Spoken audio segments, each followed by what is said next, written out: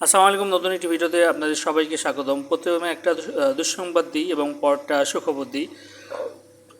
তো প্রথমে হচ্ছে সুখবর, মানে দুঃসংবাদ হলো যে পাকিস্তানিদের একবারে ভিসা খুলে দিয়েছে এবং সমস্ত প্রকার ভিসা হচ্ছে, এমনকি তারা দুবাইতে গিয়ে পর্যন্ত ভিসা করতে পারছে।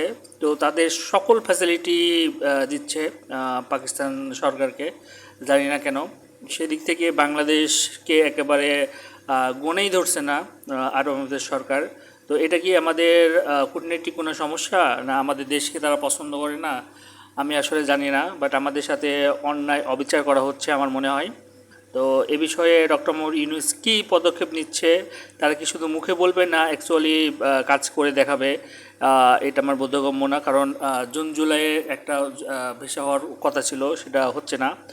আর সুখবর যেটা হলো সেটা হলো হাই প্রফেশন ভিসা, যাদের অ্যাকচুয়ালি প্রকৃতপক্ষে এক্সপিরিয়েন্স রয়েছে, যাদের কাগজপত্র সব ঠিক আছে, তাদের কিন্তু ভিসা হচ্ছে। এবং যারা হচ্ছে ভিজিট ভিসায় যাওয়ার জন্য চিন্তা ভাবনা করছেন, তাদের মানে আপনার পাসপোর্ট যদি স্ট্রং হয়, ভিসা যদি স্ট্রং হয়, অন্যান্য দেশে ভিসা যদি থাকে, তাহলেও ভিসা হচ্ছে।